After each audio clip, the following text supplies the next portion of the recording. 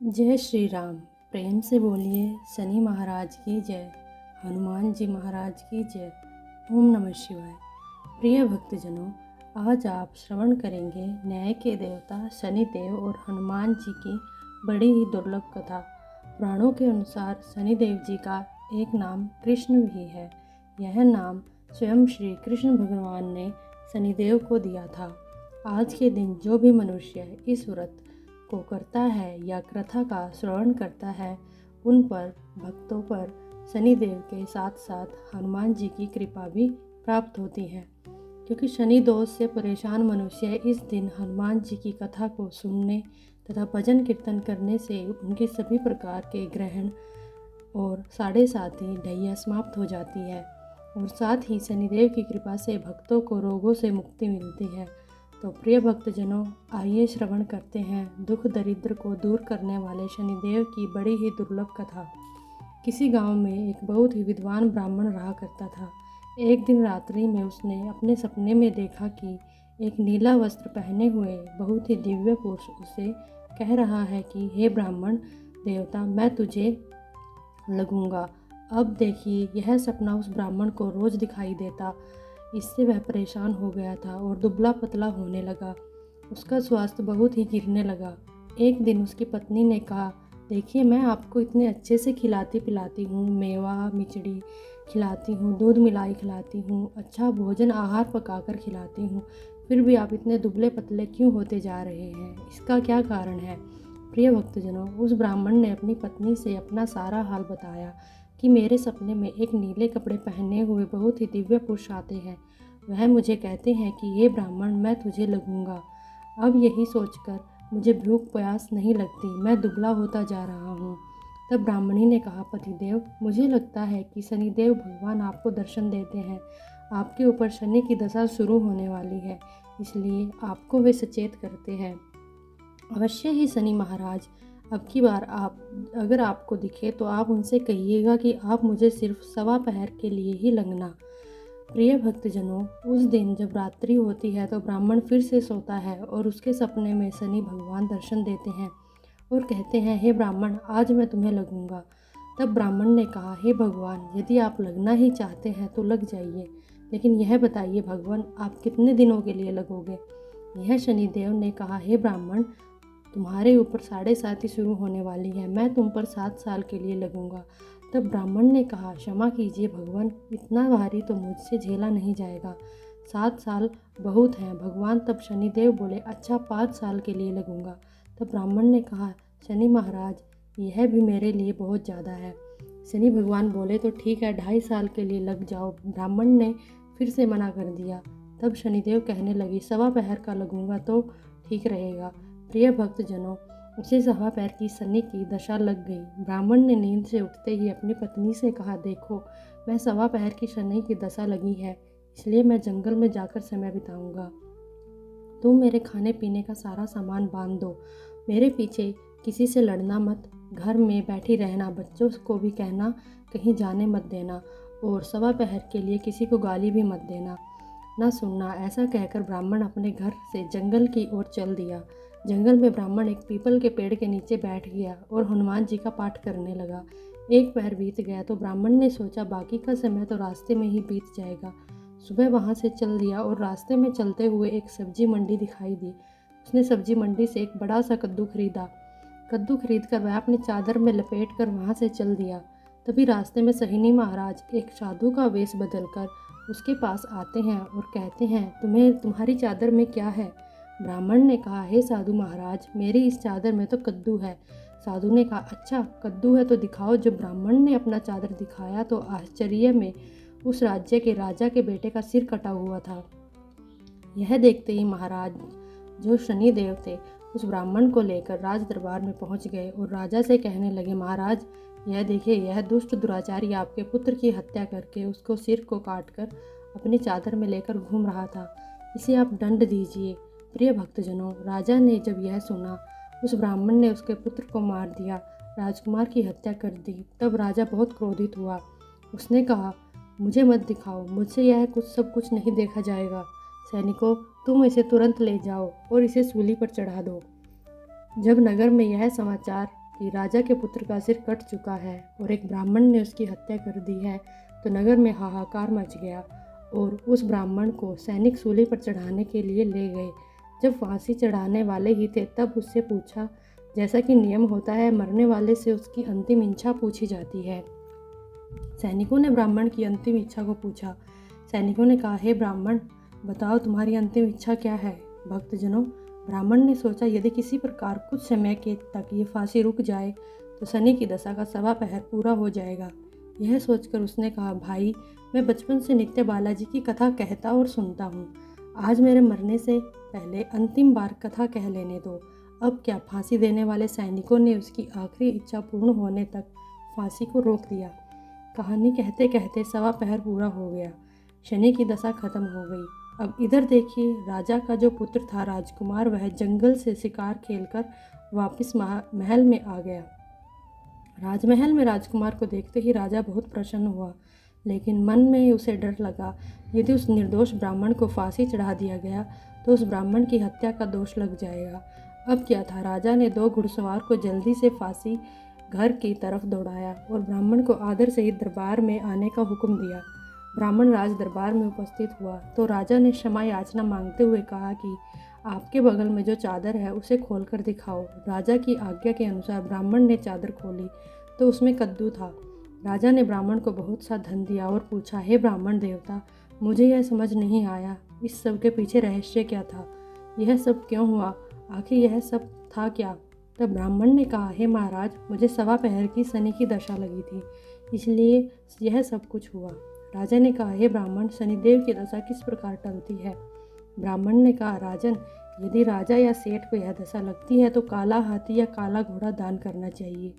गरीब को शनि की दशा लगती है तो पीपल की पूजा करनी चाहिए और शनि की कहानी सुननी चाहिए। तिल, तेल और काला उड़द आदि का दान करें। काले कुत्ते को तेल चुपड़ी रोटी खिलाए तो शनि की दशा उतर जाएगी। अब देखिए, राजा ने उस ब्राह्मण को कद्दू वापस किया और घर आकर ब्राह्मण ने कद्दू अपनी पत्नी को दिया। जब उसकी पत्नी ने सब्जी बनाने के लिए उस कद्दू को काटा तो उसके बीजों की जगह हीरे मोती निकलने लगे। तब ब्राह्मणी ने पूछा, हे पतिदेव, यह सब क्या है? इसमें से हीरे मोती कैसे निकल रहे हैं? इसे कहाँ से लाए हैं? तब ब्राह्मण ने कहा, हे प्रिय, जब शनिदेव की दशा लगी थी तो यह कद्दू कुंवर का सिर बन गया था और जब दशा उतरी है तो शनि महाराज ने कैसे निहाल कर दिया, हमें माला माल कर दिया। हे शनि देवता, जैसे ब्राह्मण को शनि की दशा लगी वैसे किसी को भी शनि की दशा ना लगे। जैसे ब्राह्मण को धन दौलत मिला वैसा धन दौलत सबको मिले। तथा कहानी कहते सुनते हुंकार भरते सब मिलके बोलिए, शनिदेव महाराज की जय। ओम नमः शिवाय। प्रिय भक्तजनों, आइए अब सुनते हैं भगवान शनिदेव की दूसरी कथा। यह कथा सुनने से भक्तों को मनोवांछित फल की प्राप्ति होती है। नर्मदा नदी के किनारे एक गांव में बहुत बड़े साहूकार का परिवार निवास करता था। साहूकार की मृत्यु हो चुकी थी। घर में साहूकारनी और उसके 2 बड़े बेटे, एक बड़ी बहू थी। साहूकारनी का छोटा बेटा मानसिक रोग से ग्रस्त था। उसकी मानसिक स्थिति ठीक नहीं थी। साहूकारनी की बड़ी बहू तारा का विवाह से कई वर्ष बीत गए पर अभी तक उसे कोई संतान नहीं थी। तारा को सदैव यह भय रहता था कि कहीं उसके पति संतान पाने के लिए दूसरा विवाह ना कर ले। यदि उसके पति ने दूसरा विवाह कर लिया तो उसे सौतन का दुख सहना पड़ेगा। प्रिय भक्तजनों, इसी के डर से तारा ने एक योजना बनाई। उसने अपने घर में काम करने वाली नौकरानी चंदा से अपने देवर चंदन का विवाह कराने के लिए अपनी सास साहूकारनी और अपने पति को मना लिया। चंदा स्वभाव से बड़ी दयालु तथा कृष्ण भक्त थी। वह बचपन से ही उस साहूकार के घर काम करती थी। उसका अपना कोई नहीं था। अब चंदा का विवाह मानसिक रोगी चंदन से करा दिया। कुछ साल बाद चंदा के एक सुंदर पुत्र को जन्म दिया, किंतु चंदा की जेठानी तारा ने चंदा के बच्चे को छीन लिया और उसे घर से धक्के मारकर बाहर निकाल दिया। और तारा ने अपने पति को अपने पक्ष में कर लिया। बेचारा चंदन तो मानसिक रोगी था ही, वह कर भी क्या सकता था। वह साहूकारनी चाहकर भी कुछ ना कर सकी। प्रिय भक्तजनों, दरअसल यह तो तारा की चाल थी। उसने तो कभी चंदा को अपने देवरानी माना ही नहीं, तो वह सिर्फ चंदा से उसका बच्चा लेना चाहती थी ताकि उसे पाल पोस कर अपना नाम दे सके। अब देखिए, चंदा के बार बार रोने गिड़गिड़ाने पर भी तारा नहीं मानी। उसे उस गांव से निकाल दिया। अब चंदा गांव-गांव भटकने लगी। भटकते भटकते वह श्री कृष्ण के एक पुराने मंदिर में पहुंच गई। वहीं पर उसने प्रभु के न्याय की गुहार लगाई। वह अपना सर भगवान की चौखट पर पटकने लगी और लगातार ओम कृष्णाय नमः मंत्र का जाप भी करती रही। प्रिय भक्तजनों, उस स्त्री की करुण पुकार सुनकर देवता शनि ने सुनी तथा भगवान श्री कृष्ण के आदेश से तुरंत चंदा के पास उपस्थित हो गए और साधारण मनुष्य का रूप धारण करके उसे अपने आप को कष्ट पहुंचाने के लिए कहा और कहा, बहन तुम भगवान श्री कृष्ण पर विश्वास रखो और ओम श्री कृष्णाय नमः का जाप करती रहो, तुम्हारा अवश्य ही कल्याण होगा। तुम्हारे जो भी दुख है सब भगवान श्री कृष्ण हर लेंगे और शनिदेव की कृपा से तुम्हारा मंगल होगा। यह सुनकर चंदा से भगवान श्री कृष्ण की आराधना में लग जाती है और शनिदेव का ध्यान करते हुए ओम कृष्णाय नमः मंत्र का जाप करने लगी। अब शनिदेव एक साधु का वेश बदलकर साहूकार के घर पहुंच गए। अलख निरंजन करने लगे। तब घर से बाहर साहूकारनी निकली और उसने भिक्षा देकर उन्हें प्रणाम किया। तब साधु रूपी शनिदेव ने कहा, देवी मैंने सुना है आपके घर में कोई मानसी रोगी है। मैंने 7 सालों से हिमालय के जंगल में भटकते हुए बहुत दुर्लभ जड़ी बूटी इकट्ठी की है जो हर प्रकार के रोगों को समाप्त कर देती है। यदि आप कहें तो मैं आपके घर के मरीज को ठीक कर सकता हूँ। प्रिय भक्तजनों, उस साहूकारनी ने कहा, हे महात्मा, अहो भाग्य जो आप यहाँ पधारे। महाराज जी, मेरा छोटा बेटा जो कि दिमागी रूप से बीमार है, आप उसे ठीक कर दीजिए। जो आप चाहेंगे मैं आपको वही दूंगी। आइए, घर के अंदर आइए। साहूकारनी ने अपने बेटे चंदन को साधु महाराज को दिखाया जो अब चंदा के चले जाने के बाद दुखी था। साधु महाराज ने अपने कमंडल से जल निकालकर उसे अभिमंत्रित करके चंदन को पीने के लिए दिया। उस जल को पीते ही चंदन बिल्कुल ठीक हो गया और साधु महाराज ने तारा को भी बहुत समझाया कि वह चंदा का बच्चा उसे वापस दे दे, अपनी गलती स्वीकार कर ले, किंतु वह नहीं मानी। वह तो उल्टे साधु महाराज को डांटने लगी, यहाँ तक कि चंदन के ठीक होने पर उसे ईर्ष्या करने लगी। इस बात से रुष्ट होकर भगवान शनिदेव की दशा तारा को लग गई। वह मानसिक रोगी हो गई, एक हाथ से लकवाग्रस्त हो गया। साधु महाराज के बताए अनुसार चंदन अपनी पत्नी चंदा को घर ले आया और अपने पत्नी, बच्चों और माँ के साथ हंसी खुशी जीवन व्यतीत करने लगा। प्रिय भक्तजनों, तारा को शनिदेव ने उसके कर्मों का फल दिया और चंदा के सिर्फ ओम कृष्णाय नमः मंत्र का जाप करने से उस पर कृपा बरसाई और उसका बच्चा पति को मिल गया। बच्चा पति परिवार वापस मिल गया। उसका पति भी स्वस्थ हो गया। जय शनिदेव, जय शनिदेव। ओम नमः शिवाय।